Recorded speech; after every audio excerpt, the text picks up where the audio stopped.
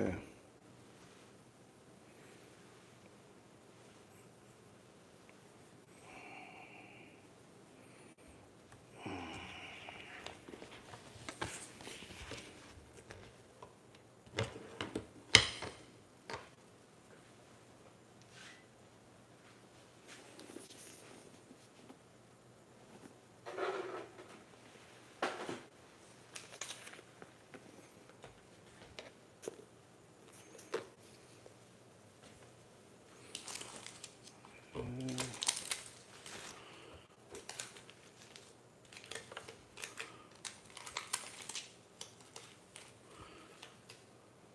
Okay. Sounds good. Yeah, YouTube. Okay, we'll start in a minute.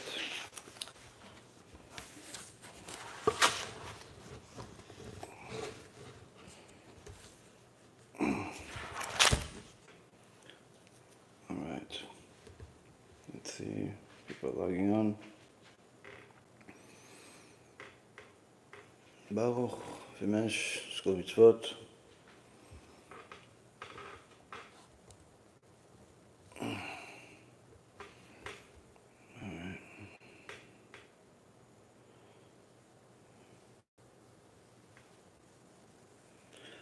Wait another 30 seconds or so before we get started.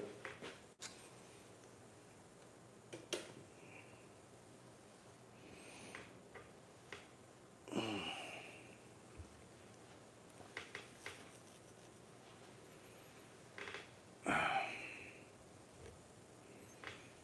right, let's get started. Two. All right. B'Shem Hashem na'aseh v'natzliach, Shiur Torah, Bruchim Habayim. We're back here on our Tuesday night War of Amalek series based on the writings of Rabbi Elchanan Wasserman, Omer Ani Ma'asai Lamelech. Tonight's shiur is going to be for the Refuah Shlema and Hatzlacha Rabba for Morenu v'Rabbeinu Arav Ephraim ben Shulamit, Rabbanit Sarah bat Anat, Rabbanit Levana bat Sarah, Sarah bat Levana, Ovadia ben Levana, Yosef ben Levana, Naomi bat Sarah, and Sarah bat Sarah, and all of Am Yisrael and all the righteous Noahides that continue to support and help the organization. For anyone that wants to donate and sponsor one of these lectures, you could donate on our website or sponsor one of the lectures at BeEzratHashem.org, BeEzratHashem.org. And you could also get over there tefillin or mezuzot, like some of you, Baruch Hashem, are getting. Always good to see people getting these things, because it tells us that they're doing well. They're getting a different house, more rooms, expansion, Baruch Hashem, Ken Yirbu. Also, for anyone that wants to distribute some of the USBs and books in your community, the USBs that we have are starting to run out. We probably only have a few thousand left. And Baruch Hashem, we'll have to work on another order. But you could order for free to distribute in your community at kiruvstore.org. Kiruvstore.org is KIRUVSTORE.org. You can get yourself a box or more and distribute in your community, or if anybody wants to get some of these amazing books, Baruch Hashem, many people have loved them. You could also get a box of these and some other books as well. Also, last but not least, I know that there is some of you that have asked for different prayers or blessings or sgulot for having children. There is a famous sgula that is told by many chachamim throughout history. One of them is actually a very famous one, especially in our generation. I've said this many times, which is, if you want to have a sgula for having children, sponsor a sefer. Meaning anybody that sponsors the writing of a sefer kodesh will merit Be'ezrat Hashem to have a child. So this is certainly a big sgula. It's checked, baduk, and Baruch Hashem, it's worked. So with that being said, we have our series, of course, everything that's happened over these last few days, makes people think about things a little bit differently than they did in the last several weeks after you see some of the historical stories of America come back to life. The assassination of Martin Luther King or J.F. Kennedy, attempted assassination of Ronald Reagan. Some of these things were pretty much buried deep into the history books until you saw an attempted assassination of Donald Trump, who's the former president and running, of course, again. And many people are starting to see that, wow, it doesn't matter where a person is in their life, they literally can lose it just like that. Even if they are in the most, or one of the most powerful positions in the world. HaShem can decide simply to take anybody's life at will. And of course, this is one of the things that makes people start understanding that it's not just other people's lives, it's our own lives. Everybody's lives are always in the hands of HaKadosh Baruch Hu. And now more than ever, people are seeing that the disasters that are happening in Israel, in this atrocious war, where you pretty much have had politics lose the war. It wasn't the soldiers that lost the war, it was literally politics that lost the war, because these politicians are doing everything possible to make our soldiers weaker. And whether it's the politicians in Israel or politicians in America or other countries. But of course, when we learn Torah, we understand very clearly that it's not necessarily the politicians per se that we have to point fingers at and blame them for the losses, blame them for the death, blame them for the disasters, but rather we have to point the finger back at ourselves, because we realize that if we were doing enough tshuva, if we were publicizing enough Torah, if we were publicizing HaKadosh Baruch Hu's name properly, then of course these wars wouldn't happen in the first place. But it's only because HaKadosh Baruch Hu has to rebuke his people that these types of things are happening. And unfortunately, we are at a time where HaKadosh Baruch Hu is showing us pretty clearly that he's closing the store and he's collecting all of the outstanding debts. And that's pretty much what's happening, not just in Israel, not just in America, but literally in individual houses.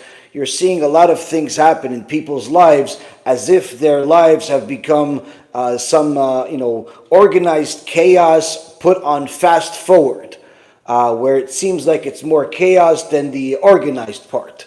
People are coming to us from all walks of life, young, old, married, single, male, female, and literally it seems like everybody is just looking for themselves, looking for an answer. And of course, Rav Elchanan Wasserman already told us in the prior lecture that we had in this series, which is when Am Yisrael finds themselves lost because of everything that's happening, all of the difficulties and the turmoil of the exile, whether it's financial problems, health problems, political problems, any other type of problem.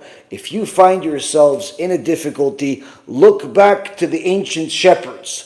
Look back to Avraham, Yitzchak, Yaakov, Moshe, David, Shlomo. Look back to these ancient shepherds, and you will see that these ancient shepherds walked in my way, and therefore I protected them. They walked according to my Torah, and therefore I celebrate them. And this is in essence more relevant now than ever, as we see that the situation for Am Yisrael at large, whether you are religious or not religious, is at risk in every part of the world. The anti-Semitism that has become standard around the world doesn't look like it has any end in sight. And for those of you that are delusional, that think that, perhaps if Donald Trump wins, especially since he got a vice president that he wants to have with him that's also pro-Israel, maybe that's going to be our shining star. Don't delude yourself. The hands of the kings are in the hands of HaShem, meaning that once a person becomes a king, HaKadosh Baruch Hu in essence decides what this king is going to do. And if HaKadosh Baruch Hu wants the king to be anti-Semitic, he'll be anti-Semitic even if he's Jewish himself, like the Rasha from Ukraine. Despite the fact that the Jews have helped him probably more than anybody else. He hates Jews literally no different than Hitler. If he could kill all of them, he'd be happy, even though he's a Jew technically. The fact that so many have helped him and continue to help is bizarre. But nonetheless, this is part of our confusion in the generation. You're seeing that the situation that the Jewish people have here in America is really, really difficult. Why? On one end, you're seeing that there's anti-Semitism in the streets, there's anti-Semitism in every state, there's protests, there is cheering for the terrorists, there is promoting of terrorism and annihilation of the Jewish people, while at the same time you have a few lone speakers that go on the media that say, no, the Jewish people are good people, Israel is our ally, and it gives people hope because every time you have some person say anything that's positive about the Jewish people, you see this shared in every Jewish group known to man. They don't necessarily share all the anti-Semitic ones because that would pretty much bring down the internet because there's so much of it. But the problem is that we're still in a situation that we have these false gods where people are instilling power into people, into politics, into countries, into anything other than HaKadosh Baruch Hu. And this, as Chachmenu Zichronam Livracha, our sages in past generations have said time and time again, this is a big part of the reason of why we're in exile in the first place. As one of the Rishonim, the grandson of the Rabbeinu Tam, famously said, we're in the exile because we still have false beliefs and false gods. Now, what can we say that, about the fact that these false beliefs should easily be resolved if the rabbis came out there and told people, listen, stop having faith in Trump, stop having faith in Biden, stop having faith in America, stop having faith in Israel, stop having faith in the army or in the Iron Dome or in your money or in your political position or whatever it is that you have, and just believe in God. Why can't all of the rabbis simply do that? Well, the truth is that many of the rabbis are doing it, but their messages are silenced by the heretical voices of the false messiahs of the generation.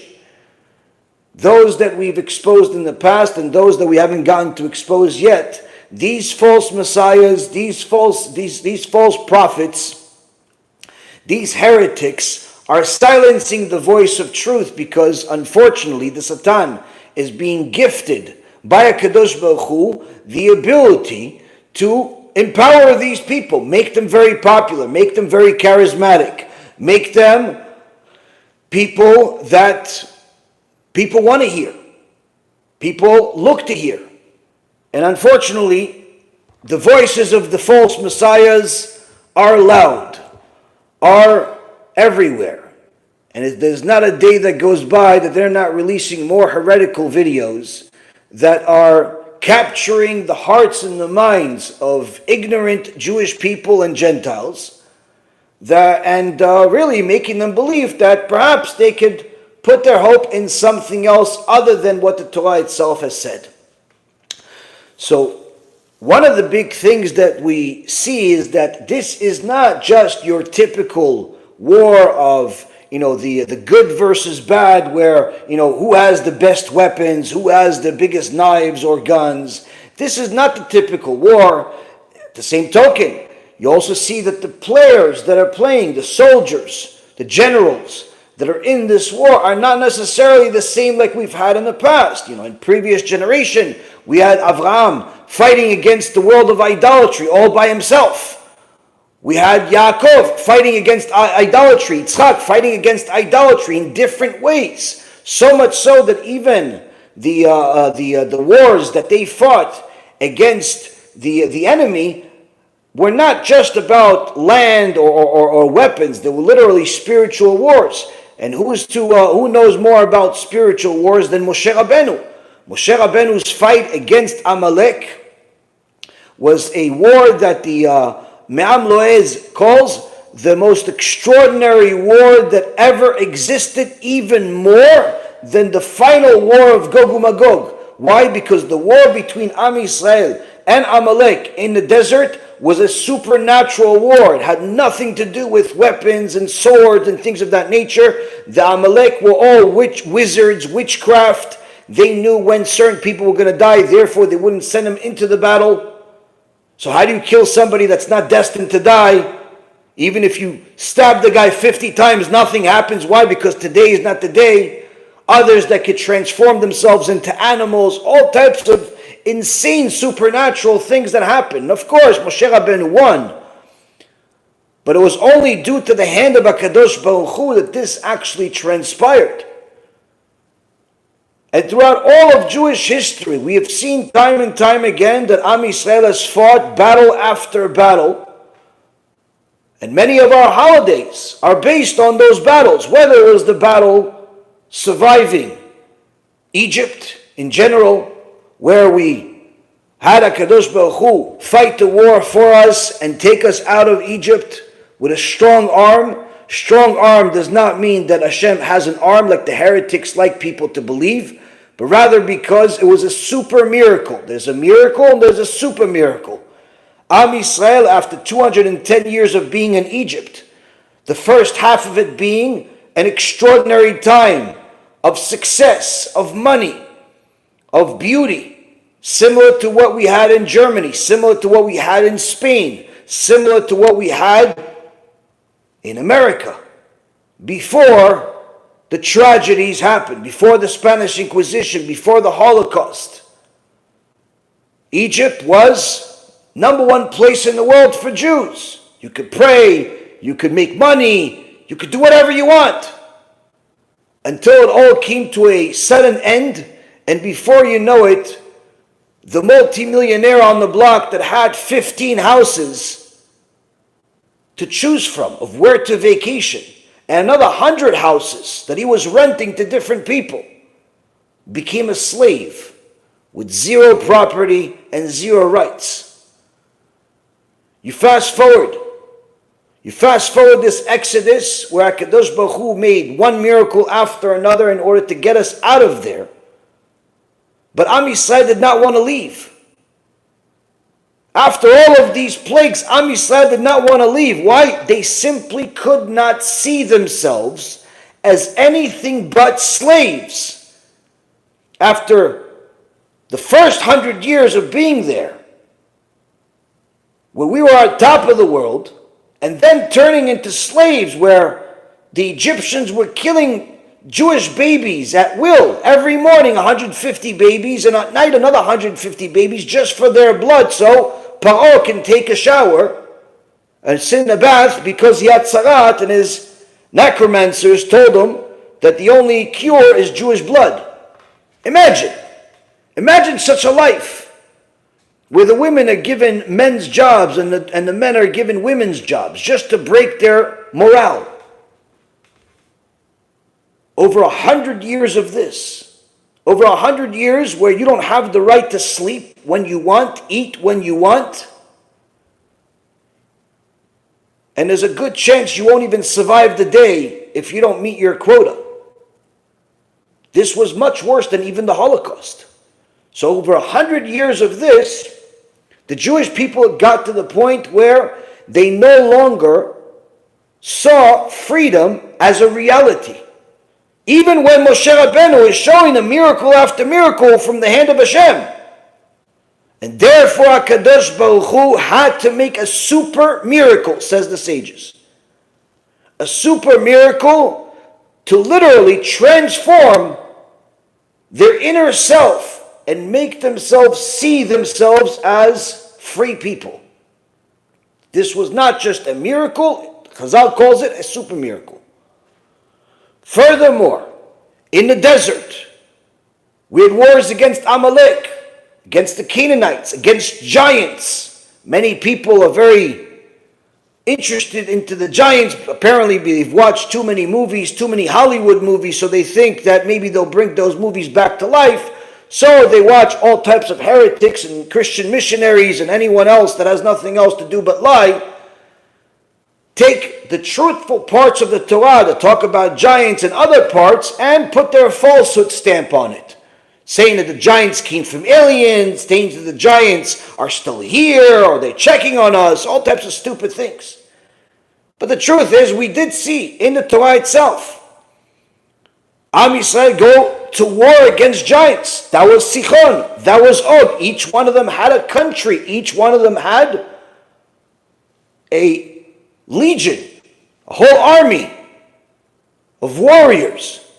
Sichon and Og were related. Some say they were father and son, others say they were brothers. Either way, these were giants, descendants of the Nephilim. Am Yisrael had to fight them for survival. For survival, Rabotai. This was in the desert. And if that wasn't enough, as soon as Yeshua ben Nun brought Am Yisrael into Israel, at that time still called Canaan, he had to fight 31 different countries, each one with weapons, with experience, with a lust for blood. And if that wasn't enough, of course we had the other historical battles throughout all of history. But we didn't win all of these battles. The Assyrians, the Babylonians, the Romans, the Greeks, the Spaniards, the Turks, the Nazis, all of these different major countries went to war with us at one point or another, and some of them nearly destroyed us, while others, we barely survived. But of course, we are here and they're not. And Rabbi Elchanan Wasserman has taught us that this is all due to the fact that HaKadosh Baruch Hu promised the earlier shepherds, Avraham, Yitzhak, and Yaakov, that Am Yisrael is like the Torah and will always be. No one will ever destroy us. They may hurt us, they may damage us, but they will never destroy us. But interestingly enough, even through these battles, we saw the different treatment that HaShem has for the Jewish people versus the nations. Where the Jewish people have suffered more than all of the other nations combined throughout all of history. Anyone that goes through Jewish history from obviously the Jewish perspective sees how much we've suffered, whether it's slavery, poverty, prosecution, false, blood libels, everything and anything you could possibly imagine, we've gone through. Holocaust, time and time again. The Nazi Holocaust wasn't the only Holocaust we went through. But yet we're here. But the nations that went against us were always the most powerful nations. And these nations were allowed to become powerful world leaders. Nebuchadnezzar controlled the entire world. Where Daniel the prophet says that the interpretation of his dream was that Hashem promised him that he will be the most powerful king in the world until Mashiach comes. The Assyrians were the most powerful in the world. The Romans, most powerful. Greeks, most powerful. And on, all of them were the most powerful. Hashem gave them wealth, gave them a brain to use whatever ability they had to empower themselves and enrich themselves even further. So when they went to war with us, everyone viewed it as, what's the point? You won the game. You won the war. And of course, many a times they did. But interestingly enough, HaKadosh Baruch Hu shows His mercy and His special treatment of the Jewish people through these wars and the outcome of these enemies. Well, on one end, He shows us how, as great as we may think we are, when we have money, when we have power, He can bring us to nothing in a very, very quick, swift hit from His stick. Release of the dogs of Edom and Amalek and Ishmael. On the other end, when the time comes to punish us, he always makes sure that there's enough of us to continue the promise that was made to our forefathers. But when it comes to the nations, he lets them prosper. He lets them gain extraordinary power and wealth. He lets them even control the world for an extended period of time. These nations, in some cases, control the world for hundreds of years. But when the time comes for HaKadosh Baruch Hu to punish them, it's not the same as the punishment of the Jewish people, because they do not have a promise from HaShem that they will survive. And therefore, when HaKadosh Baruch Hu punishes the nations, no matter how big and strong they are, no matter how powerful they are, he annihilates them completely, wipes them off the face of the earth, and they literally become just a part of history.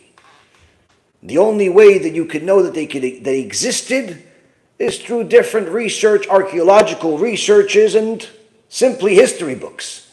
You don't have any descendants from the Romans, and certainly none of the descendants of the Greeks. The Greece of today has nothing to do with the Greeks that fought against us. The Greeks that fought against us a couple of thousand years ago were in Syria. They weren't in Greece. Either way, we see how HaKadosh Baruch Hu runs in this world very, very differently when it comes to the nations versus his chosen people, the Jews. And if the Jews find themselves in these troubled times of the era of Mashiach, and at the latter stages that we find ourselves in, where the war of Amalek is upon us, we have to look at our forefathers, at these ancient shepherds, these loyal shepherds, in order to know what path to go on. Because while all of these wars are in our history books, the most dangerous wars are not necessarily the wars that people are so aware of. Because the most dangerous wars that we've ever faced were actually the wars that were before the war.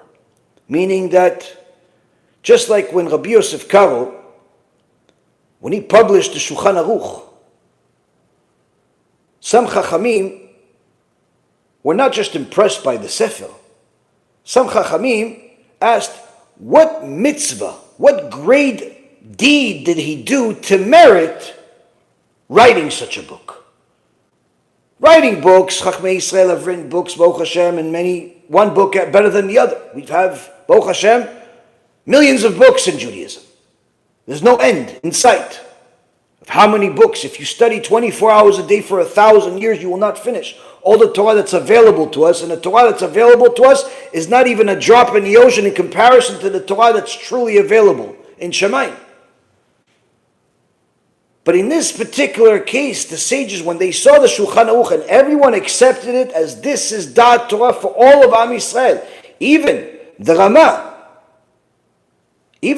that was also writing a similar Shulchan Aruch from the perspective of the Ashkenazi Jews, instead of writing a separate Sefer, he simply combined his commentary on the Shulchan Aruch. And today when you buy a Shulchan Aruch, you have both the Ramah and Rabbi Yosef Karo, where Rabbi Yosef Karo you'll see in the big print, and the Ramah is in small print. But everyone asked, everyone accepted it.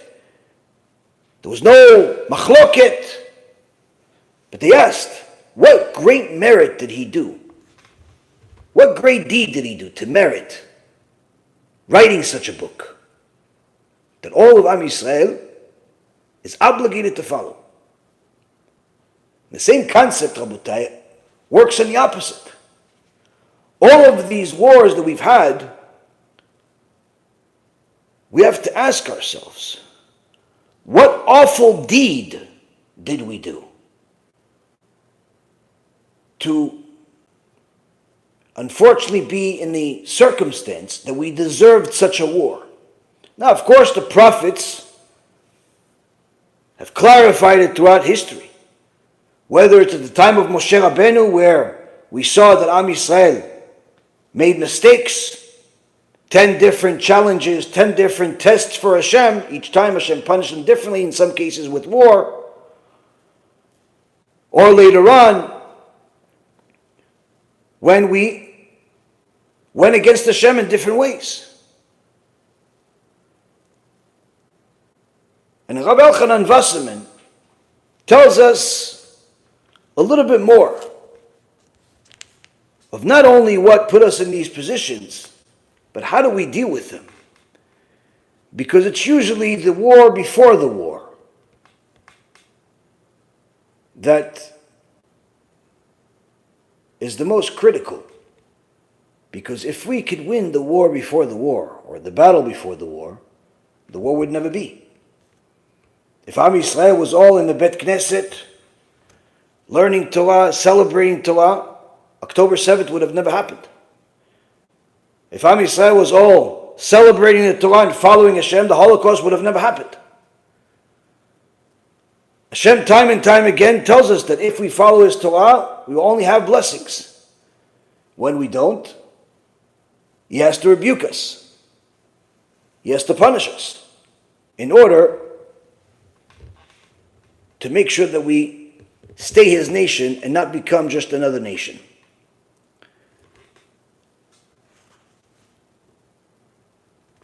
And Rav Wasserman says as follows in the 8th section, which we started last week, after telling us about following in the footsteps of the shepherds, as we are Hashem's favorite, we are the most beautiful of nations. And he says as follows, Umatzinu shnei Yom Tov. We have found that we have 2 holidays שנקבעו לדורות לזכר הניסים, that were instituted for all generations to celebrate as a commemoration of the miracles that we had. שניצלנו מגזרות המן ואנטיוכוס, that we were saved from the decrees of Haman and Antiochus. Haman, obviously, the time the Jews were in Persia, and Haman tried to destroy all of Am Yisrael. He was from Amalek.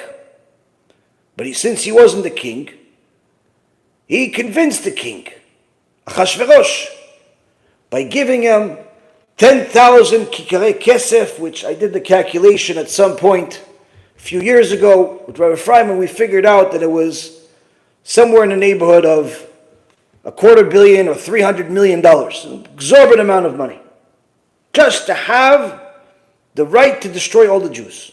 Religious, not religious, didn't make a difference to him. He was like Hitler. He wanted to kill anyone that was a Jew. That's what Amalek wants. On the other hand, we had Antiochus. Antiochus Imach Shimo caused more damage to Am Yisrael than even Haman. Why? He wanted to destroy us, not by killing us, but rather by making us abandon God. And we have these 2 holidays of Chanukah and Purim that were instituted by the sages to celebrate the miracles that we were saved from these decrees. And Rav Wasserman says, "V'yesh hafresh ben shnei Yom Tov elu." And there's a difference between these 2 holidays. שיום הפורים נקבע ליום משתה ושמחה, וימי חנוכה אינם ימי משתה ושמחה. That on Purim, it was instituted when the sages added these holidays. Out of all the holidays, there are only 2 holidays. All of the holidays we have are from the Torah, except these 2 holidays that were instituted by the Chachamim. And as a side note, today is Rav Elchanan Wasserman's yahrzeit. He was murdered in cold blood by the Nazis, as he died on Kiddush Hashem on the 11th of Tammuz, 5701, 83 years ago. The Gregorian calendar date is July 6, 1941, but of course we know that the Gregorian calendar is not exactly precise. Now, we see that Rabbi Elchanan Wasserman is mentioning each word carefully because, as Rabbi Ephraim says, after his murder, we weren't left orphans. We were left with his writings. We were left with his wisdom. And in his wisdom, in his writings, anything that he wrote, we see that Rabbi Elchanan Wasserman knew not only what was going to happen during his life and after his death, but he literally knew everything that's going to happen until the Mashiach comes. He left us with instructions of how to deal with the times we are living at today. As if HaKadosh Baruch Hu disclosed the secrets of the future to Rabbi Elchanan Wasserman like he did to the prophets. It's unbelievable, some of the things that he has written and what we're going to be reading today. And the Jewish people, he says, have all types of holidays, fasts, the exception of the month of Cheshvan. Every month we have something except the month of Cheshvan, which many call Mar Cheshvan. Why Mar Cheshvan? Mar means bitter. So it's a bitter month. There's nothing to celebrate. Every month we have either a holiday or a fast. Something. Cheshvan, nothing. But really, Cheshvan is actually that we do have a reason to celebrate, because that's the time where we change in our prayers to Mashiva Ruach U'Morida Geshem, the winter prayer. And the sages have taught us that a day that it rains are as great as the day that the world was created, the heaven and the earth were created. Because we need obviously rain for survival, we need rain for the world.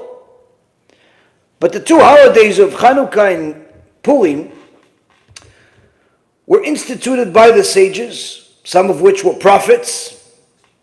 Obviously they didn't just decide this because they liked it. There were many other special days in different communities, different Jewish communities around the world that were specifically focused on something that happened in that community. In Spain, in Yemen, different countries have Jews that have special holidays because of certain miracles that happened in those communities many years ago. But they never became holidays for all of Klal Yisrael. They were just special days commemorated by the communities.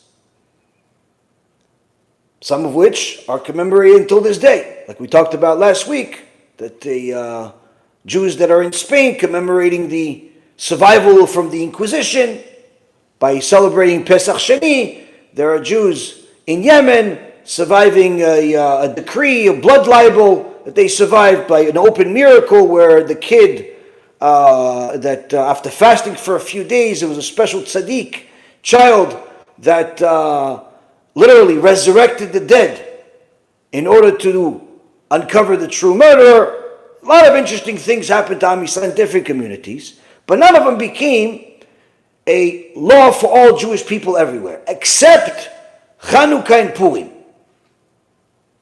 Chanukah and Purim were special days. And Rav Wasserman says, the difference here we see, Chanukah and Purim, is that Purim is a day that we celebrate with a feast. It's a feast day. Chanukah, on the other hand, there's no feast. Rather, our mitzvah during Chanukah is to thank and glorify God. That's the mitzvah of Chanukah. Now, both of these holidays are not just special days, but rather these were days that Am Yisrael celebrates surviving the decree And they're both unique in the way we survived, in the battles that were fought, why it was fought. And the sages say that these two holidays are symbolized by the verse David HaMelech wrote in Tehillim number 124, verse number 8, where he says, Apach nishbar v'anachnu nimlatnu, that the snare broke and we escaped. Meaning the decree broke and we escaped. As a side story, this particular verse, anyone who wants to look it up and double check what I'm saying, the genius of Rabbi Yonatan Eibeshitz was already discovered when he was just a child. He was a little shovav, he was a little troublemaker, but he was a genius. And when he was learning Torah, the teachers back then were a lot more challenging than the ones we have today. And they would give the kids some serious projects. But sometimes these projects meant to do one thing but ended up having a different result, as we'll see from this story. The rabbi told the class, okay, today I know everybody wants to play, it's nice outside, so I'm going to give you a task. I want you to find a verse anywhere in the Tanakh that adds up to the total amount of candles that we light on Chanukah. As soon as the class finds it, you guys can go outside and play. Now, of course, this is not the days of computers. This is a few hundred years ago. There's no computers. There's no AI. There's barely books. So the teacher is in essence giving the class an opportunity to go through the entire Tanakh, going verse by verse, each one looking at the verses, counting the letters, in the process learning the verses. But this is like at least a day worth of work for the class. But to his surprise, literally within a second, little Yonatan, who later on becomes Rabbi Yonatan Eibeshitz, spits out a verse, Apach nishbar v'anachnu nimlatnu, where not only he gives the verse to the rabbi that has exactly 44 letters in it, which is the number of total candles that we light on the 8 days of Chanukah, but he even gives him a verse that is identifying and clarifying the situation that the kids find themselves in, where the enclosure, the box that we're in, the class, has been broken and we have escaped. So go look it up, you'll see. Psalm 124 verse 8. Now, this verse is also the one utilized by the sages to describe the two extraordinary holidays of our survival, of Purim and Chanukah. Because the nations tried to destroy us and we escaped. So the question that Rabbi Elchanan Wasserman is, in essence, bringing up here, why is there a difference? Since we survived both of them from those that wanted to destroy us, why is it that one of them is celebrated by a feast, like the other holidays of Pesach, Shavuot, Rosh Hashanah, while the other one, there's no feast? In fact, if you look at the Shulchan Aruch, in halachot of Chanukah, in Siman 670, in the second halacha, the Shulchan Aruch clearly says, ריבוי הסעודות שמרבים בהם הם סעודות הרשות, שלא קבעום למשתה ושמחה. In so many words, we celebrate our holidays by having feasts. But then the Rama adds and says, Yesh Omrim, meaning some sages also say, שיש קצת מצווה בריבוי הסעודות. Some sages say that there's also a mitzvah, small one, to also do a feast on Chanukah. Even though it's not instituted as a lachat that you have to have a seudah, a feast on Chanukah. He says there are some sages that say that you do have a reason to celebrate and have a feast on Chanukah. Why? שבאותם ימים היה חנוכת המזבח. Because on those days, there's a reason to celebrate because there was Chanukah Mizbeach, that we were able to bring the sacrifices.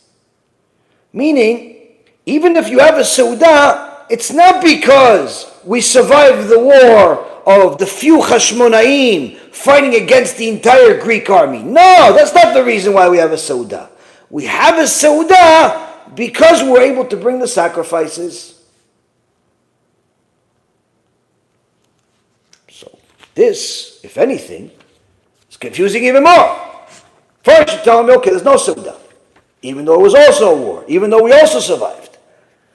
Now you're telling me, yeah, if you're going to have a Seudah, the reason why you have a Seudah is because of the sacrifices, not because we survived a near demise of the entire people and pretty much the entire world. Why is this the case? Rav Asserman says, Ta'am ha'hevdel hazeh piresh balevush. The difference between the two was clarified by one of the sages from just a few hundred years ago, Rabbi Mordechai Yafe, who wrote Sefer Alevush, which in English translates to garments. Why did he call it his series of Sfarim? It's not just one little tiny book. This is a series of Sfarim covering endless amount of Torah. A levush was because this tzaddik, Rabbi Mordechai Yafe, was a merchant, tried to make a living, and one time, one of these rich women looked at him and saw how beautiful he was. He was a very, very handsome person. He had a beautiful light to him.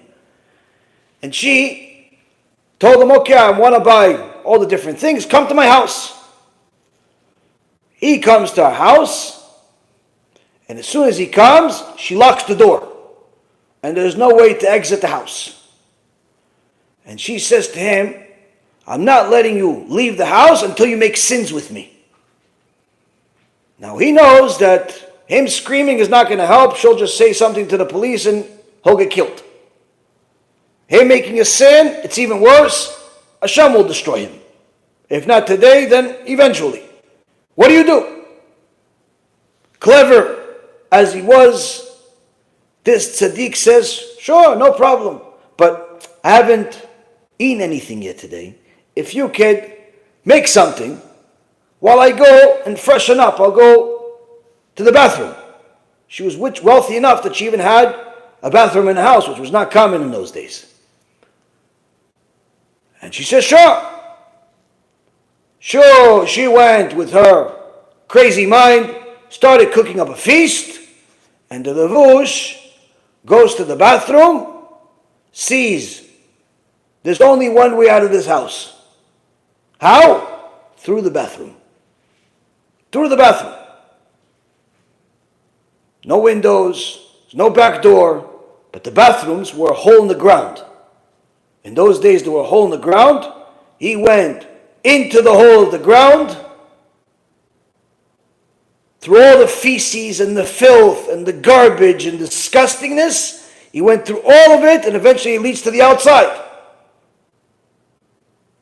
He went through all of it just to escape this Goya, so he doesn't have to go against HaShem. And then when he eventually got to his home, as he took out, to clean himself obviously, as he took out each garment, he calculated and counted how many garments did he wear. And he says to Hashem, to thank you, HaKadosh Baruch Hu, for saving me from going against you. I promise you that I will write a sefer glorifying your name for each one of the garments that I wore. Because each one of these garments protected me from the sin. And that's what he wrote the Levush. The Levush is a series of books that is called garments, but it's in essence each one of the garments. I believe he wore something like 10 or 15 garments. That's how many books are in this series of books. Just understand that Tzadikim Am Yisrael has. So the Levush, he writes that there's a difference between these two decrees, these two holidays. What's the difference? One you celebrate with a feast, one you celebrate by thanking Hashem and glorifying His name. Ma'apshat, why? Why is this the case? מפני שגזירת המן הייתה על הגופים להשמיד, להרוג ולאבד, ולא נזכר כלל שהיו יכולים להינצל על ידי עזיבת הדת. אבל גזירת אנטיוכוס הייתה רק על הנפשות. He says it's because the decree of Haman was on the bodies, to destroy them, to kill them, to eliminate all Jews, and it was not mentioned anywhere that they can save themselves by abandoning the Torah, by abandoning Judaism and converting to the Amalek religion or something like that. No, simply put, Haman wanted to destroy all of the Jewish people, no matter what their affiliation was to Judaism. But the decree of Antiochus, for the Greeks, was not on the bodies. It was only on the souls. He didn't want to destroy the Jewish people. He was willing to give them jobs in politics, big houses, lots of money. Only one condition. What's the condition? כתבו לכם על קרן השור שאין לכם חלק באלוקי ישראל. As long as you write, like a bumper sticker on any carriage, and even on the baby bottles, which were like horns, that from animal horns, that they turn them into bottles, and that's how they fed the babies. Write on everything, what? That you have no share of the God of Israel. If you write that, you're automatically first-class citizen, you're in politics, you're top in everything that you're doing. We're going to recommend you everywhere. Just say you have no share of the God of Israel. He says that's the difference between the two decrees. And this is the reason why the way we celebrate them is different.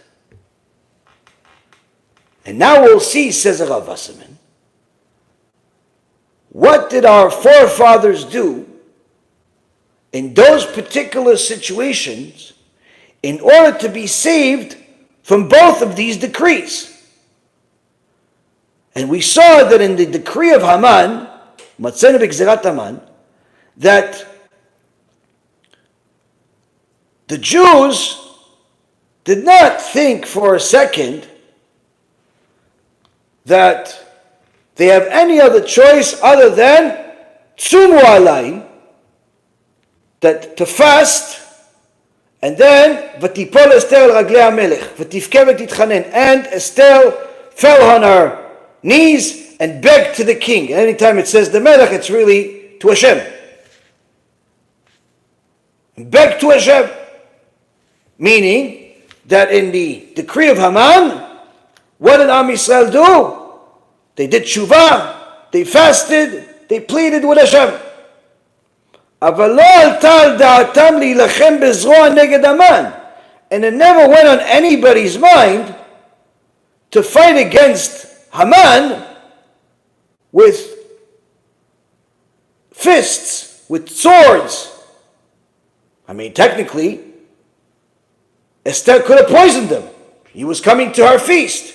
She could have easily put a few drops of poison in his wine and blamed it on one of the another Bigtan Veteres, like they tried to kill Achashverosh at some point. So now they killed Haman. She could blame it on somebody else. After all, she's the queen. She can do it if she wants. But no.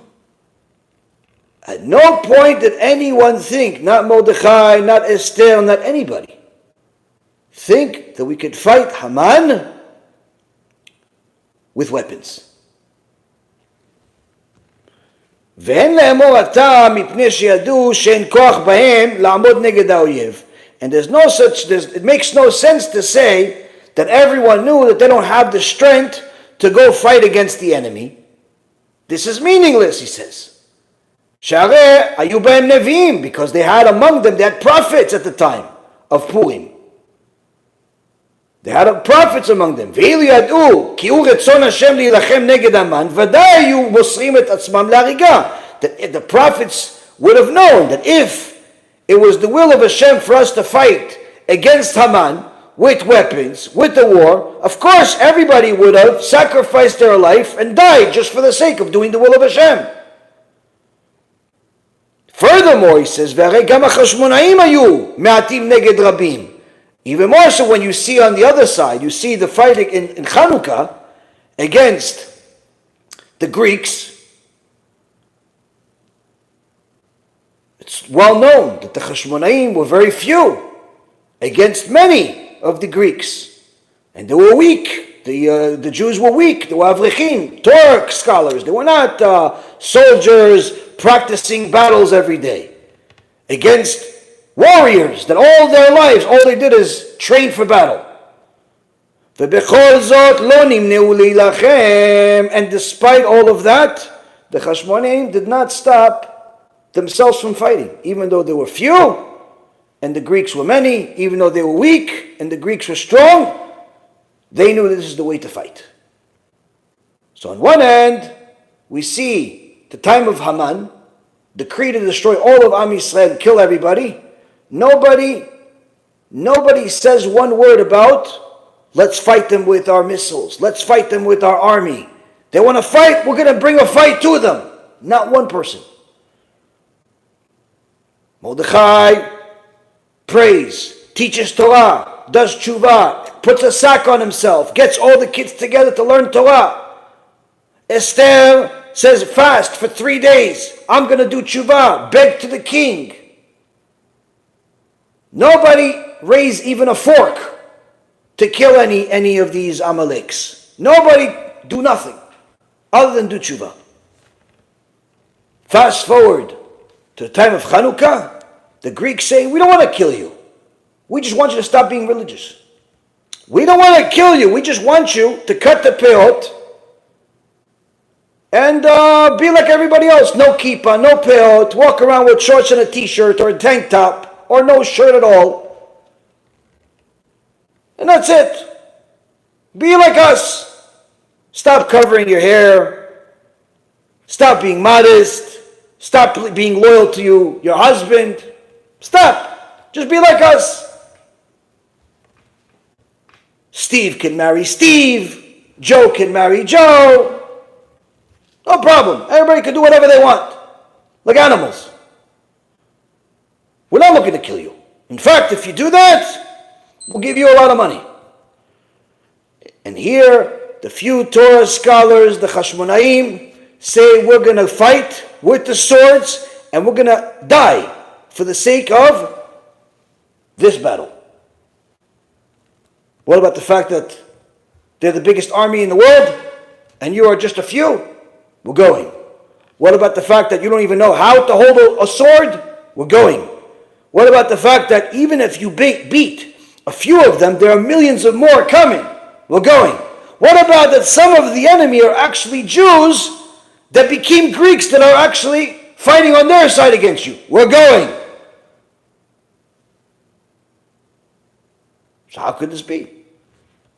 How does this make any sense? On one hand, Mordechai and Esther and the rest of Am Yisrael does not even lift the fork. No knives, no fork. We're saying the only way to fight this war is by doing tshuva. Chanukah, only way to fight this war is by doing tshuva and exerting all of our effort to sacrifice our life to kill the enemy.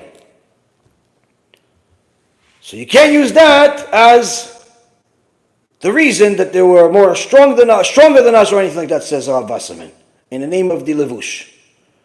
Ela baru. כי בימי המן ידעו כי לא זו הדרך להילחם בזרוע ואחזו רק באמונת אבותיהם לצעוק אל השם, because at the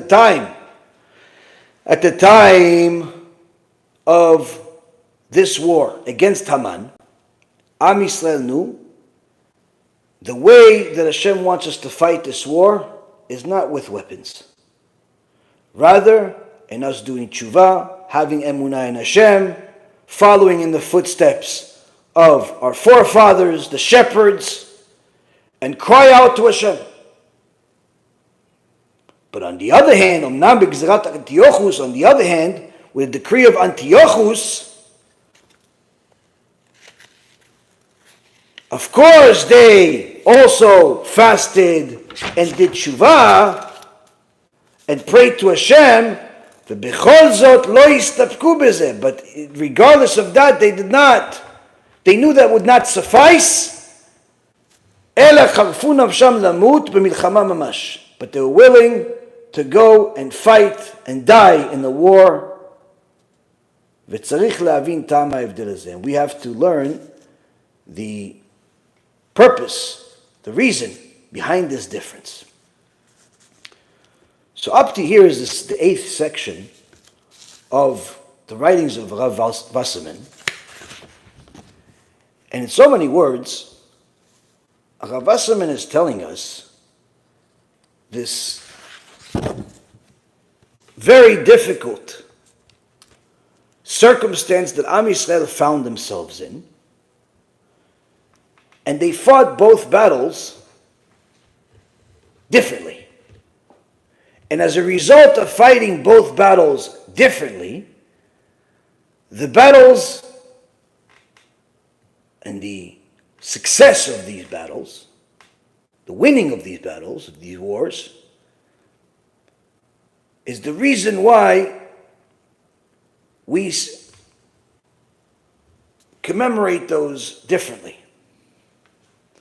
But more than anything else, Rav Wasserman is telling us, of course, since this is all part of the same writing, that we have to learn all of this because we're going to have to deal with all of this again in our times today, in the era of Mashiach and the war against Amalek.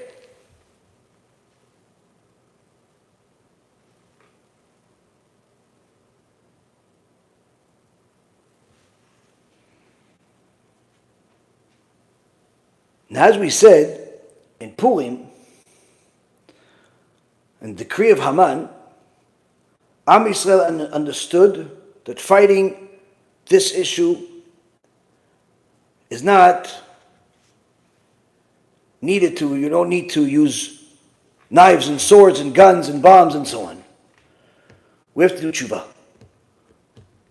Why do we have to do tshuva? Because the battle that we lost before this war, before this decree, was not a battle that was a battle of weapons and so on, but rather a problem that occurred among us where Achashverosh had a feast and invited everyone to come, and instead of us continuing to separate ourselves from the nations, instead of us focusing on our Torah and honoring the only real king, the King of Kings, HaKadosh Baruch Hu, many went to the party to celebrate under the excuse that, well, they'll have kosher food there and they'll have kosher wine there. You know, in the White House, they have kosher food. They have They've invited us. How can we say no? And you know that such and such rabbi went there also, and he's coming. And everybody went to the party of the Goyim even though we should have listened to the Gedol Adol, Mordechai, who said, don't go. That, Rabotai Karim, was the battle we lost. We did not listen to Da'at Torah. Da'at Torah said, don't go and celebrate all of these events of the Gentiles. You can send a letter, say thank you, we can't come, we're all busy, or simply just not show up. At the end of the day, there is many nations that are coming, and even if you want to show respect, you can go and leave. But the party was for 6 months, and many stayed there for months. Not only did they go, they enjoyed it. For this, HaKadosh Baruch Hu said, not only did you violate the instructions from Gedolei Ador, but you actually enjoyed the sin. For that, you have to do tshuva. You have to do tshuva. Why? Because the decree was to destroy Am Yisrael, because Am Yisrael was destroying itself. So for that, you have to do tshuva. And the tshuva is praying to HaShem, fasting, saying I'm sorry. On the other hand, when it came to Chanukah, they didn't want our lives. They wanted our neshamot. They wanted us to abandon God. And therefore, we had to look at, what did we do? What did we do? Oh, look at that. Many didn't just go to a one-time party. Many went to many parties of the Greeks. They went to the Colosseums. They went to all of the immoral events and became Greeks like them. Many that knew that this was wrong did not speak up against it, meaning that this problem became an epidemic of the generation, where many not only went and joined the Goyim for one-time events for a few months, rather they abandoned the Torah altogether.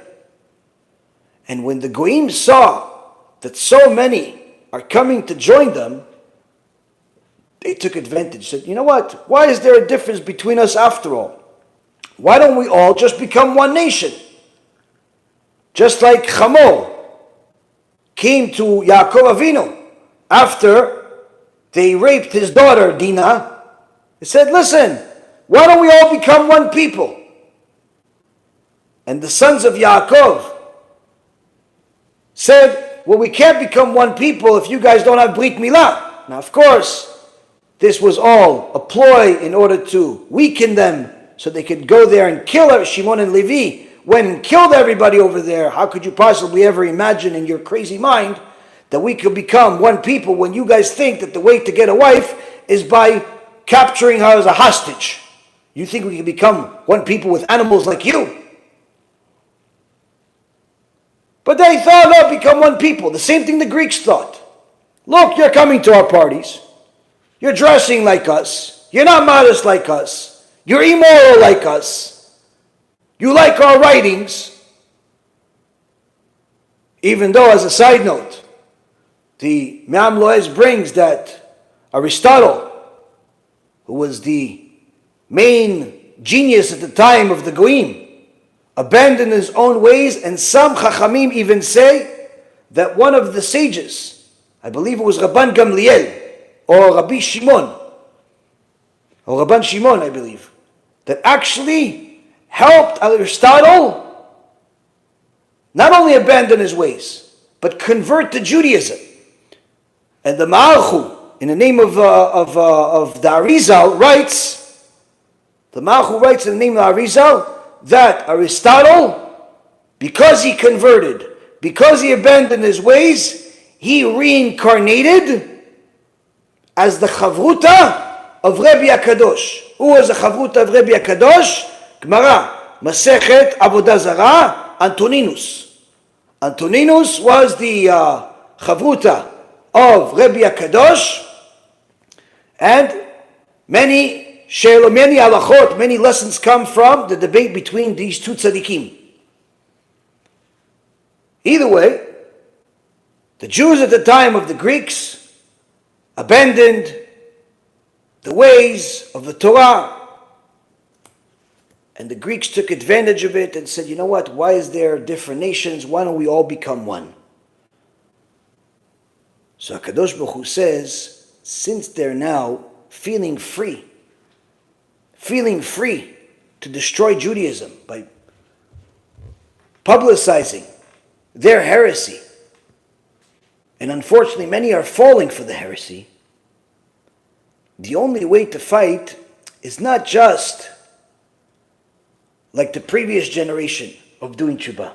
In this case, it's not just doing tshuva, but you have to fight to the death. You have to show that you're willing to sacrifice your life for the sake of the religion. To show that the mistakes were not just mistakes you're looking to fix just to save your life, you have to sacrifice your life. And as Rabbi Meir Shapiro of Lublin comments on Parashat Ki Tisa, and the verse over there in chapter 33, verse 21, the book of Exodus, where it's the scene where Moshe Rabbeinu is speaking to Hashem, and he tells Hashem, I want you, show me your glory. And Hashem says, okay, I'll show it to you, but since you're still human, you can't see everything. So when I pass by, you have to hide behind the rock. And he says to him, behold, there is a place near me. You may stand on the rock. Meaning, says Rabbi Meir Shapiro of Lublin, when it's near me, when you have a spiritual battle, you must stand strong like the rock and fight. That's Chanukah. That's Chanukah. But Hashem says, when my glory passes,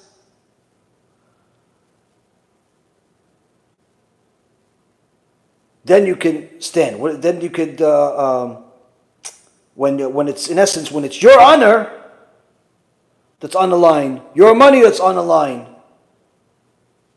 you don't have to fight with your life. You could hide. You could run away. That's Purim. In so many words, the sages are telling us not all battles are fought the same way.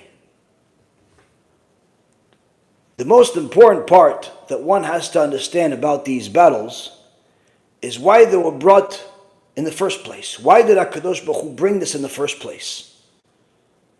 This is the reason why it's critical for people to know the answer to the famous question of where was God during the Holocaust? And as we've said, in the same words as great Chachamim have said throughout the last 80 years, where was God during the Holocaust? What do you mean where he was? He's the one that did it. You should be asking, where was Am Yisrael before the Holocaust? Am Yisrael was going against Hashem. And Hashem wrote in the Torah in multiple places, in Parashat Ki Tisa, he told us about Mechalel Shabbat, has no share of the world to come, gets death penalty. You know how many people were violating Shabbat in those times? In Parashat Ki Tavo, he was talking about intermarriage and how us uniting with the Goyim, marrying them, going against Hashem, violating the Torah, going towards idolatry, brings complete destruction. Do you know how many people abandoned the Torah during that time? Not only intermarrying, but actually converting to idolatrous religions. In Parashat Bechukotai, HaKadosh Baruch Hu says, if you treat my laws with casualness, and you treat the hits that I give you with casualness, I'm going to give you even more hits, 7 times more. Am Yisrael didn't get the Holocaust in 24 hours. Am Yisrael didn't get the Spanish Inquisition in 24 hours. This was a process. In 1933, when Hitler came to power, instead of Am Yisrael realizing that the same guy that wrote the Mein Kampf, that's discussing how much he hates the Jews and he wants to annihilate them from the world, instead of them realizing we have to leave Germany, we have to unite, we have to do tshuva, we have to go back to the footsteps of our forefathers, what do? They were busy fighting each other. So much so that the Zionists in Israel assassinated one of the leaders of the competing parties on the same day as Hitler came to power. Instead of realizing that HaKadosh Baruch Hu just put Haman as a new leader of a place that had the most amount of Jews in the world at that time, and you're worried about politics to the point where you're assassinating each other? You think that you can resolve the problems with violence?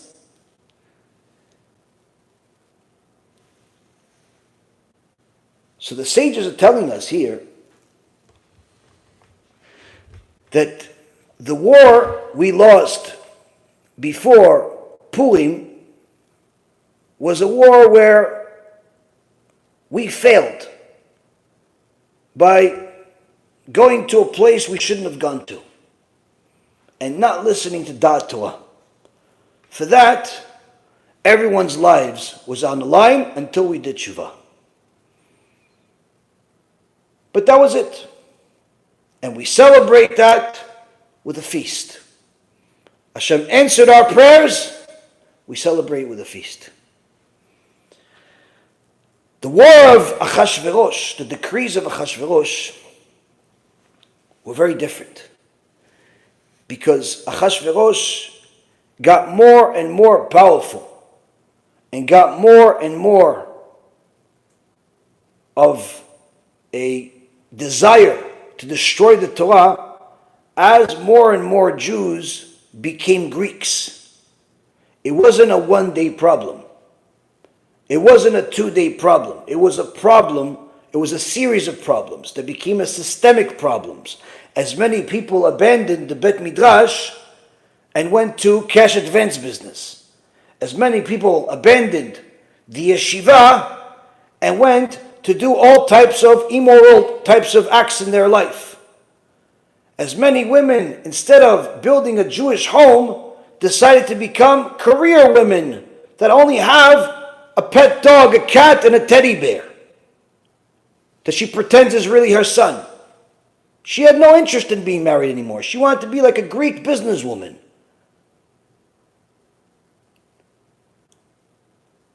This became a systemic problem. The solution to a systemic problem, it's not enough for you to say, I'm sorry. You have to show that you're willing to sacrifice everything for the sake of the same thing you abandoned. Why? Because here, it's a battle against heresy. It's a battle against heresy. It's not just a battle for desire of money no, this is a battle of heresy. And the battle of heresy, the battle against false messiahs, is much more dangerous than a battle for desire for money. Because they didn't just go to a party like at the time of Purim. They started becoming Greeks. They started becoming philosophers. They started thinking that there's no God, or that God needs them, or that they can humanize God in some way or another. And this battle, the only way to win it is by sacrificing everything. The sacrifice, it wasn't enough to just say, I'm sorry, I'll start keeping Shabbat. I'm sorry, I'll stop wasting seed. No. You have to literally sacrifice everything in order for HaKadosh Baruch Hu to see, so when you just threw my Torah into the garbage and went to the Chukot HaGoyim, the laws of the Gentiles, the life of the Gentiles, and even started reading their philosophy books, It wasn't a permanent change. It was just a mistaken turn, because now you're willing to sacrifice your life to protect that very same Torah. Okay, you all save. You all save. So here Rav Wasserman is telling us a couple of things. Number one, the cause of the battle is a critical thing for us to know in order for us to know what's required for us to win. What's required for us to fight this battle. The second thing that we see is that the people that are going to fight the battle are going to be the ones that lead the battle, have to be unique. It can't just be anyone. It can't just be anyone that feels like, oh, you know what, I could do it. I could just go into the Greeks and tell them, no, I don't want to do it, and then just come home. And because if you're fighting against the spiritual decree, you have to be willing to sacrifice everything. We saw that Esther was willing to sacrifice everything. Mordechai was willing to sacrifice everything. The Chashmonaim were willing to sacrifice everything. The followers of the Chashmonaim were willing to sacrifice everything. That Mesirut Nefesh was a critical common denominator among those that spearheaded the battles. And this is critical in the times that we have right now, that Rav Wasserman is clarifying for us, because in the times that we are right now, it's not like the times of Purim. See, at the time of Purim, it was just pure lust of a one-day event, a one-month event.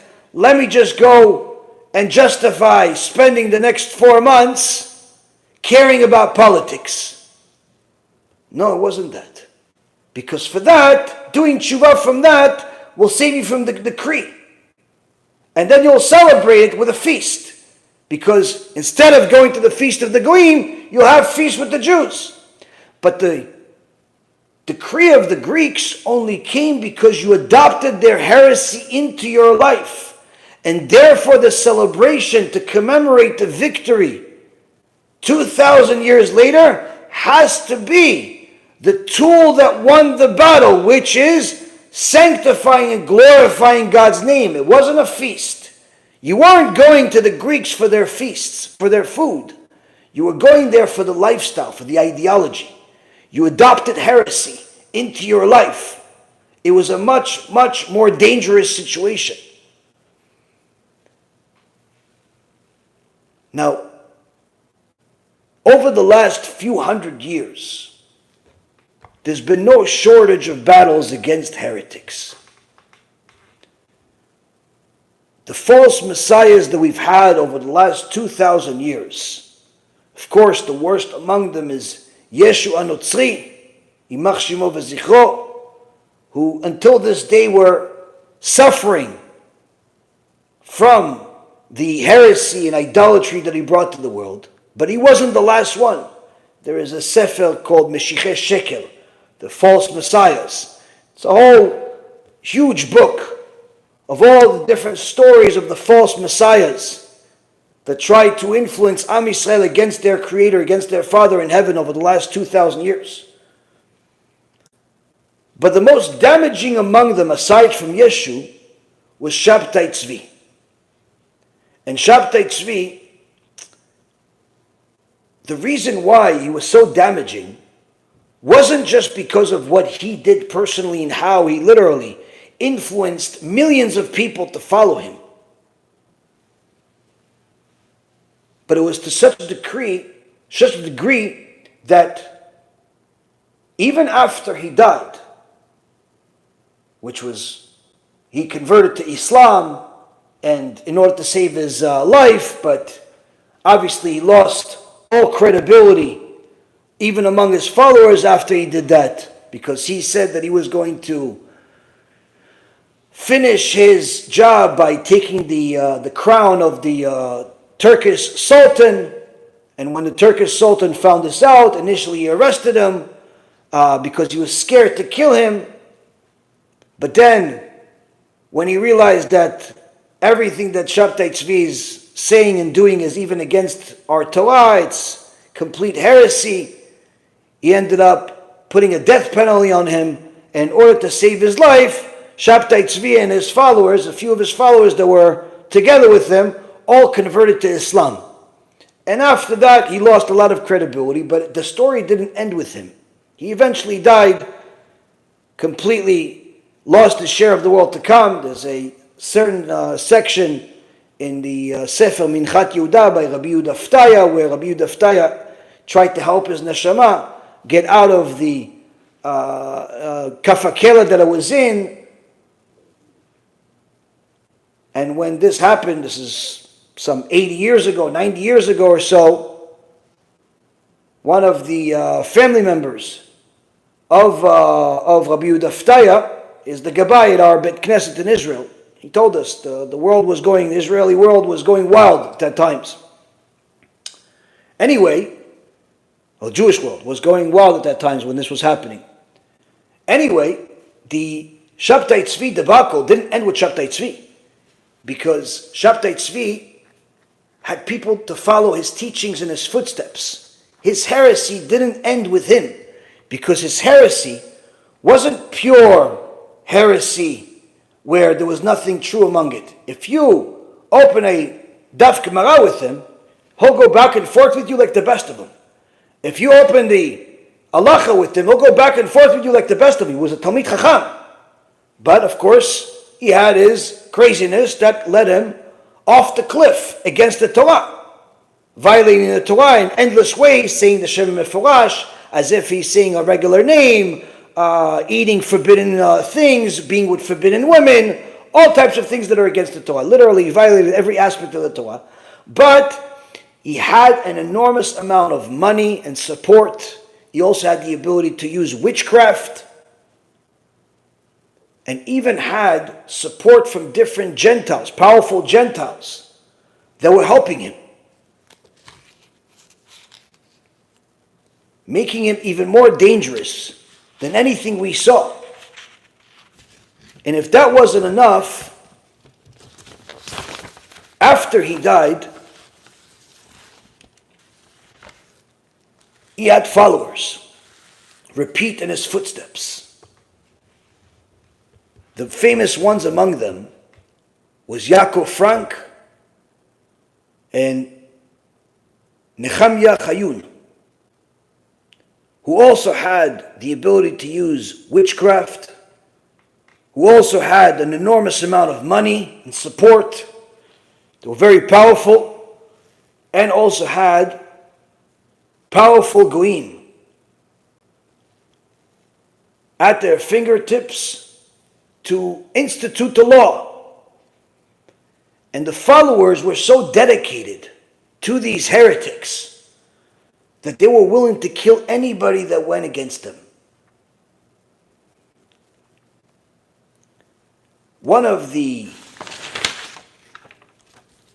greatest tzaddikim that was the enemy of these Shabtai Tzvi and his followers, one of the greatest tzaddikim was Rabbi Moshe Chagiz. He was one of the geniuses from a few hundred years ago. And Rabbi Moshe Chagiz was an extraordinary chacham in Yerushalayim. He saw Shabtai Tzvi, he saw all of these Reshaim distort the Torah,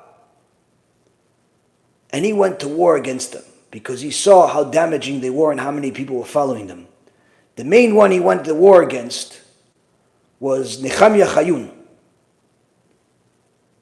But he also went against the other followers like Avraham Michael Corduzo and Shlomo Ayalon, all of these different types of false messiahs.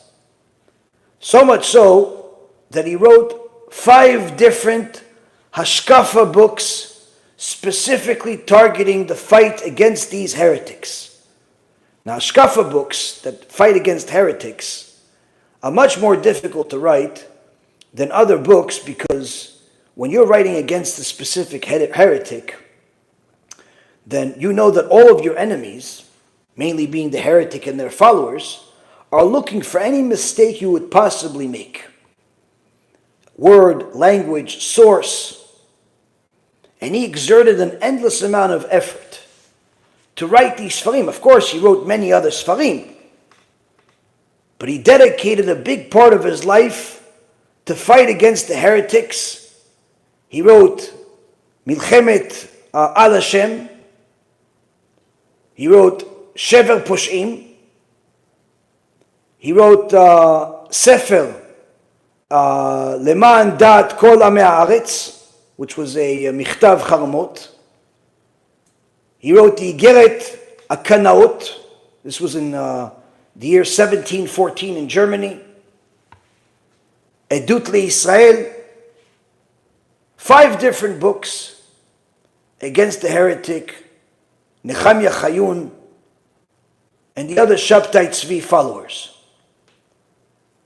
All being different types of heretics, false messiahs.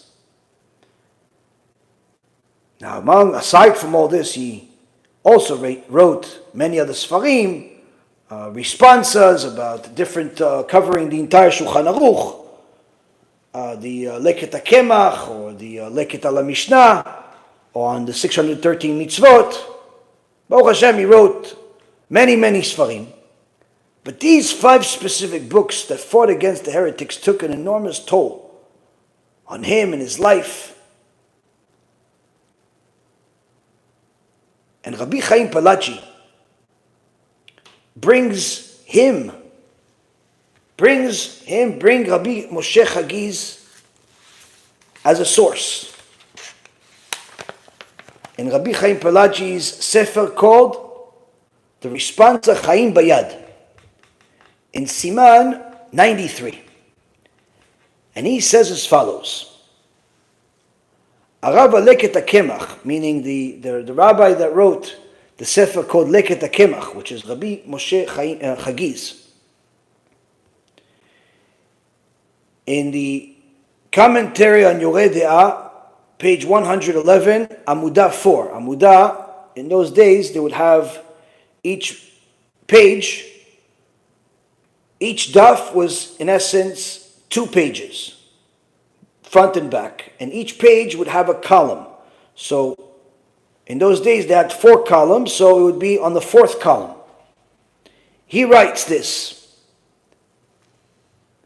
ואני אומר, דאם יהיה המקנא מקנא דווקא לכבוד השם ותורתו, ולא יהיה בליבו נוטה לעשות המחאה ההיא לשום פנייה תכלית, אני ערב לו, כי לא תאונה אליו רעה, והשם לא יעזבנו בידו ויעזרהו על דבר כבוד שמו, וכל מה שבעיניך תהיה רואה להפך דון מינה, כי המוחה לא היה כל ליבו לשמיים. ודאי. In so many words, the Rabbi Moshe Chagiz is not only fighting against the heretics when he was in this world, but he makes a promise to anyone that fights the heretics ever. And this promise is also an instruction set,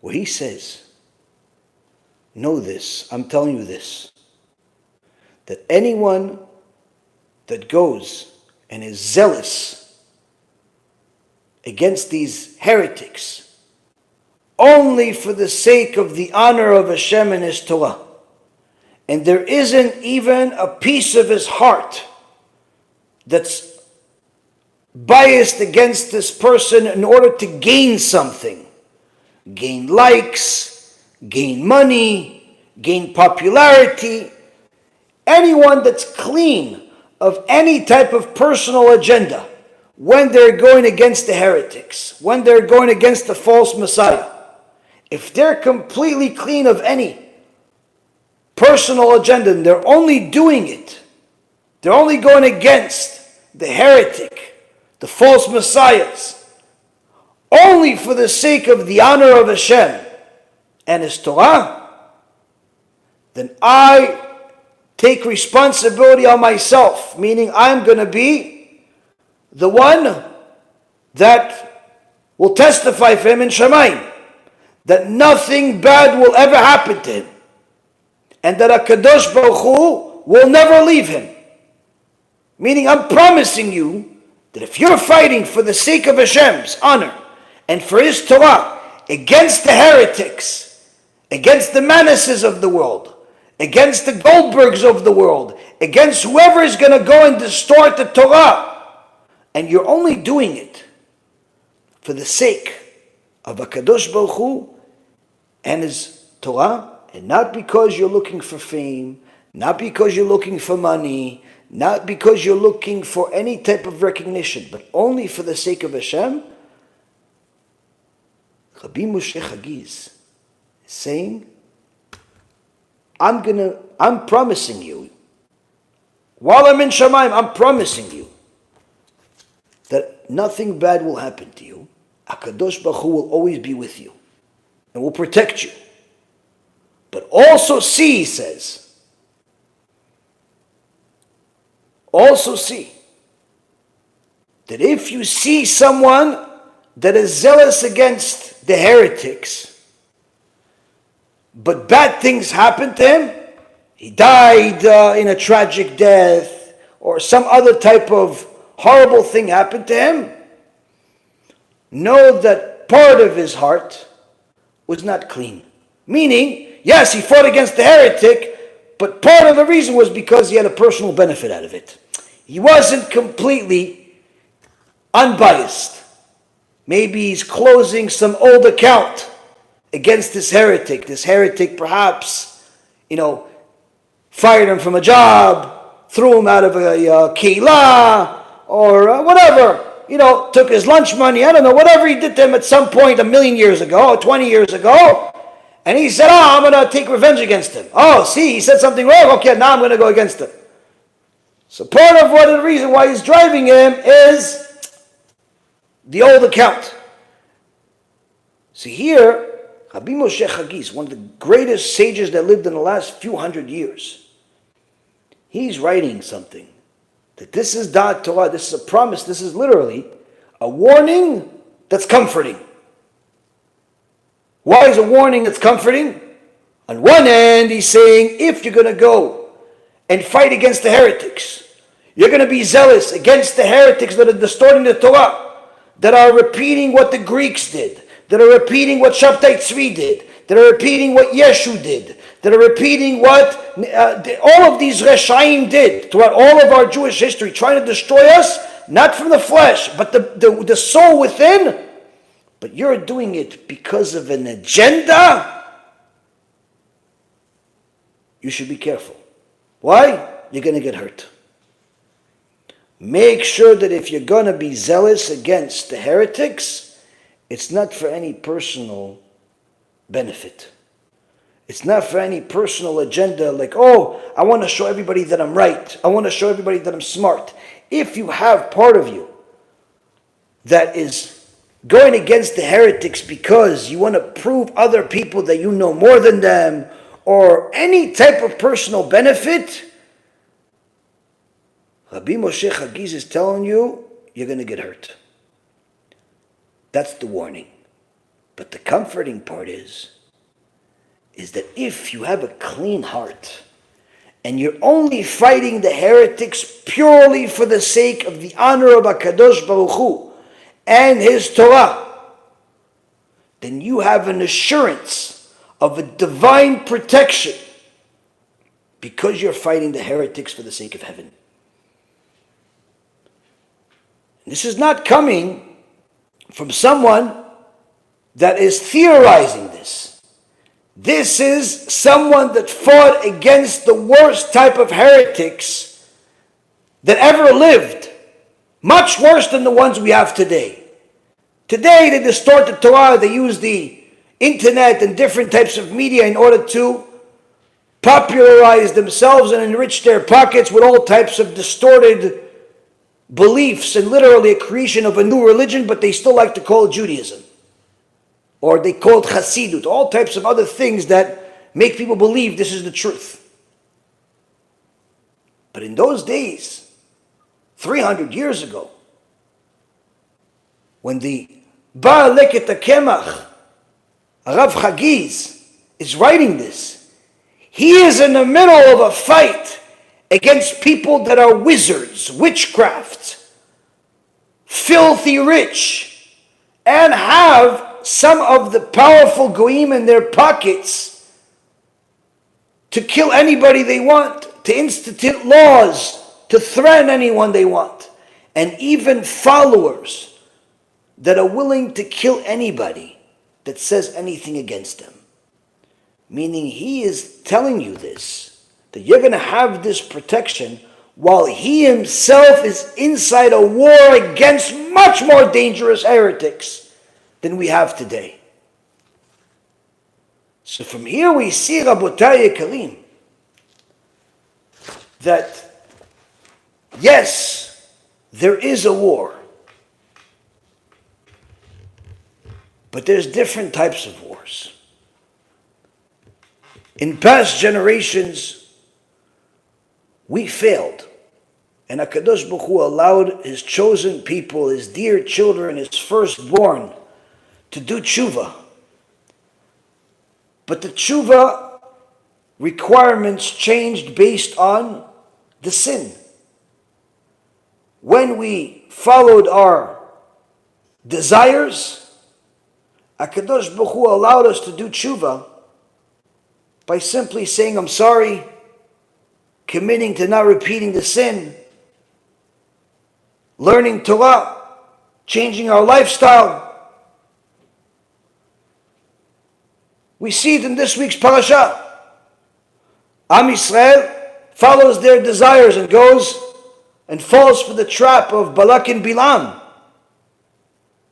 Balak and Bilam sent a bunch of zonot, bunch of immodest, non-Jewish women to go and make Am Yisrael sin. HaKadosh Baruch Hu started punishing them. He brought a plague, killed 24,000 people in moments. But after Pinchas ben Elazar ben Aaron HaKohen fulfilled the one and only time throughout history that you were able to fulfill this mitzvah, which is to kill the sinner in the middle of the sin, Hashem applauded him. Hashem celebrated him. Hashem blessed him. Why? Because Pinchas ben Elazar ben Aaron HaKohen had a clean heart. He didn't do it because he didn't like Zimri. He didn't do it because he wanted something benefit out of it. He did it purely for the sake of the honor of HaKadosh Baruch Hu and his Torah. And therefore, HaKadosh Baruch Hu made miracles for Pinchas. The Mishnah in Masechet Avot says that HaKadosh Baruch Hu made 10 miracles for Pinchas. One of them was resurrecting him from the dead during that particular act, giving him superhuman strength. After that, he put his Shekhinah on him permanently.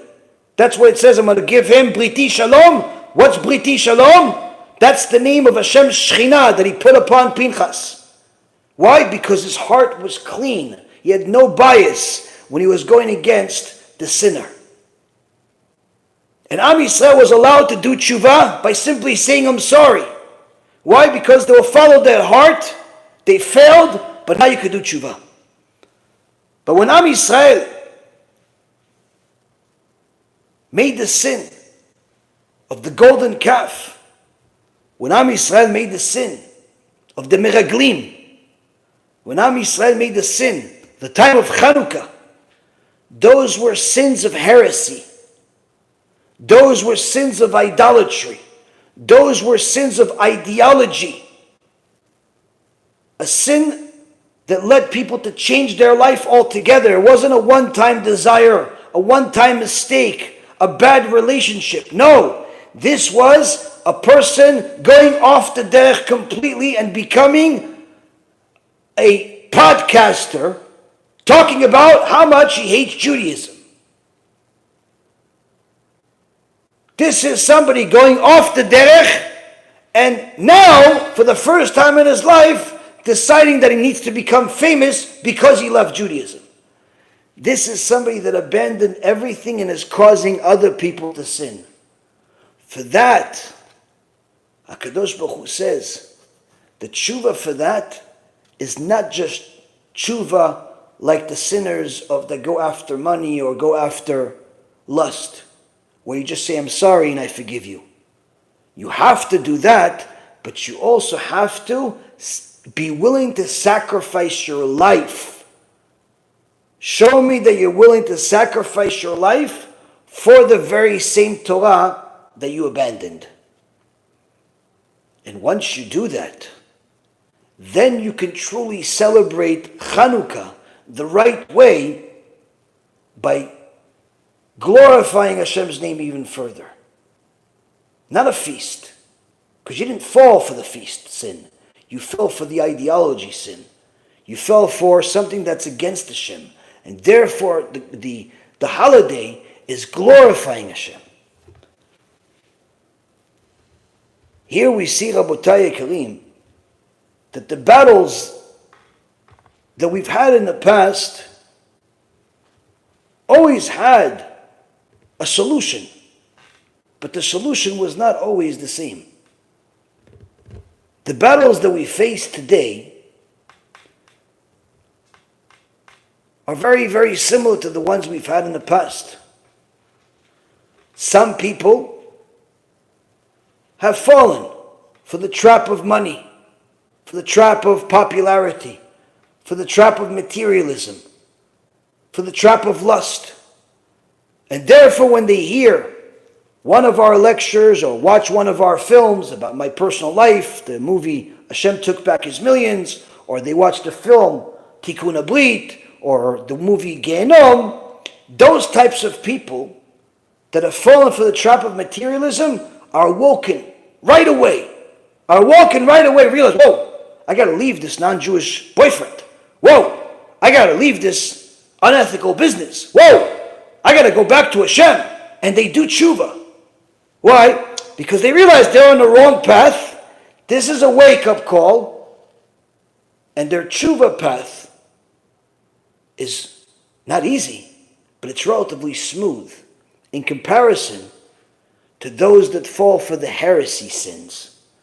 Those that fall for the heresy sin, where they go off the derech after learning in yeshiva, or they simply decide to become a student of one of the famous heretics we've exposed and become one of his Hasidim, and they start adopting his beliefs and his philosophies. For them to do tshuva is much more difficult. Why? Because it's not enough for them to say, I'm sorry. They'll have to make major sacrifices. The times that we find ourselves today, Rabotai Karim, we have to help anyone and everyone that we possibly can do tshuva.